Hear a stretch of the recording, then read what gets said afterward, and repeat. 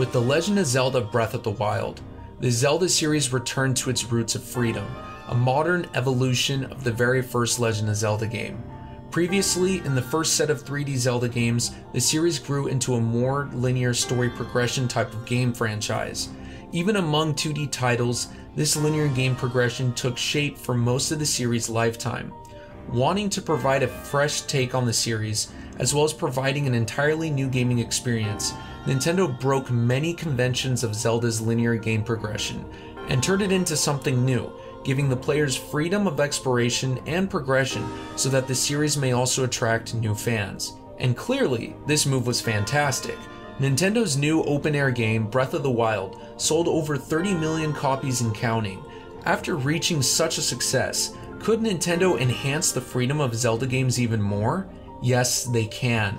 In the next installments of the Zelda franchise being Tears of the Kingdom and now Echoes of Wisdom, the Zelda series has evolved further after returning to its roots, going from freedom to creative freedom. We saw slight instances of creative freedom in Breath of the Wild.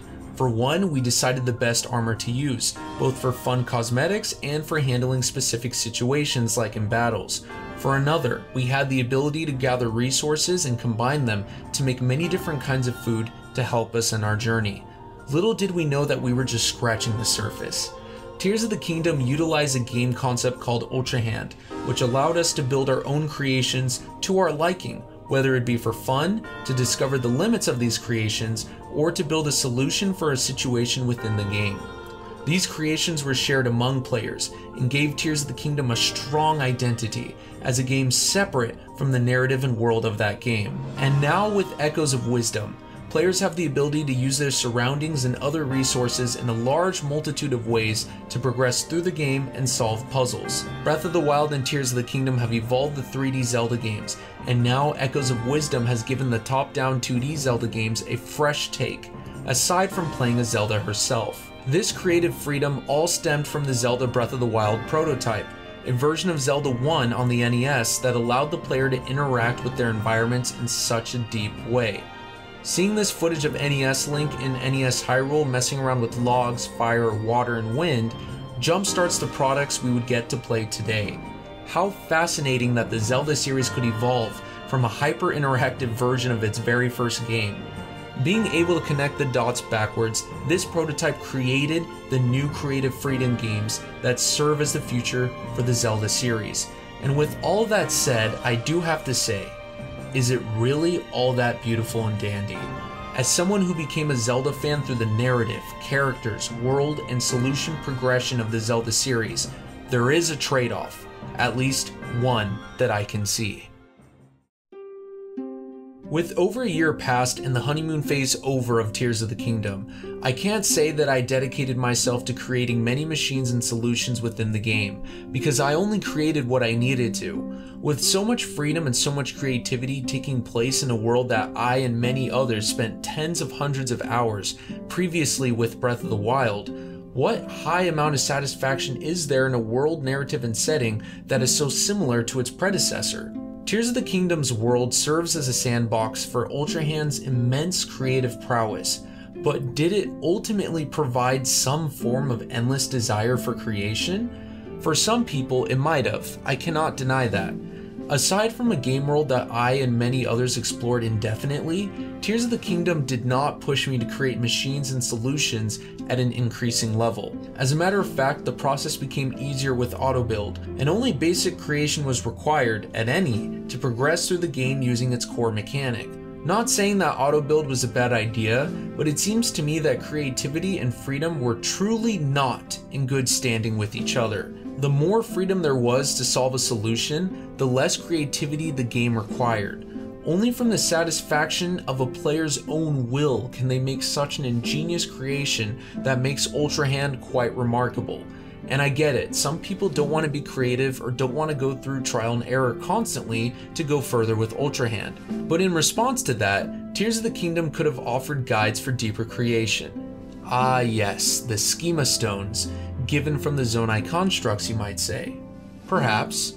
But those weren't required at all for progression. They were actually hidden. and the game never required anything close to that level of building. And I know the game shouldn't be too hard or too crazy to solve solutions through creation, but I just wanted a push to utilize this amazing, intelligent, and remarkable game mechanic further in a game that I waited many years for. Let's see what the future holds. After being so excited and so hyped for Zelda Echoes of Wisdom and its remarkable game mechanic, I saw a certain worry from a few of the other YouTubers that I watch. This worry is similar to what hurt my experience of my desire for creation in Tears of the Kingdom, which is reusing the same overworld as a previous game in the series. What do I mean by this? If you've seen any of the analysis videos on Echoes of Wisdom, which I made one too by the way, links all around, you would see that the accessible world of this game is very, very similar to that of Link to the Past and Link Between Worlds. So it's similar to a world from not just one, but two Zelda games. Link Between Worlds was released with a whole new look and art style about 20 years after Link to the Past. This was the first time a Zelda game reused a world in a sequel for the purpose of reusing that world for a specific narrative or experience. I felt this was more forgiving, and it didn't really bother me at all. But now my concern is how many original Zelda game worlds have been created since A Link Between Worlds to now with Echoes of Wisdom. Let's see. One new world with Triforce Heroes. I guess we can count 2014 and 2018's Hyrule Warriors 1, which has a lot of previous game locations to begin with, so whatever. And then the world of Breath of the Wild, Age of Calamity, and Tears of the Kingdom. I guess Age of Calamity's world had tweaks, and Tears of the Kingdom provided a sky and depths to explore. Let's also throw in Cadence of Hyrule for the heck of it, which is another spin-off. So, out of those game worlds, that is 1, 2, 3, 4 worlds. Taking away spin-offs, that's 2 worlds in 11 years. Compared to more than 10 from A Link to the Past to A Link Between Worlds. I mean, literally every single game after A Link to the Past had its own world. There was no direct sequel that reused its own world. Well, I guess the good news is that there is a severe lesser amount of current Zelda fans today that played Link to the Past and Link Between Worlds to its fullest extent, but now we just got Link to the Past again on NSO. Still, the number will be way less. I personally also don't remember the world of Link Between Worlds and Link to the Past as well as I do with Breath of the Wild to Tears of the Kingdom, so there's another slight plus there as well. So now, my fellow audience, my hope and prayer is that Echoes of Wisdom can provide a creative experience that isn't affected by the borders and goes beyond the borders of its world's previous iterations. The game also has a new void world that we can see here, so there's that too. I have hope and confidence, and to be honest, the reason why I'm communicating all of this is because if the worst case scenario is true, and the world of Echoes of Wisdom is overly similar to Link Between Worlds and Link to the Past, then the constant recycle of worlds will be the trade-off we have to accept so that we can have these amazing gaming experiences in the realm of Zelda's new creative freedom.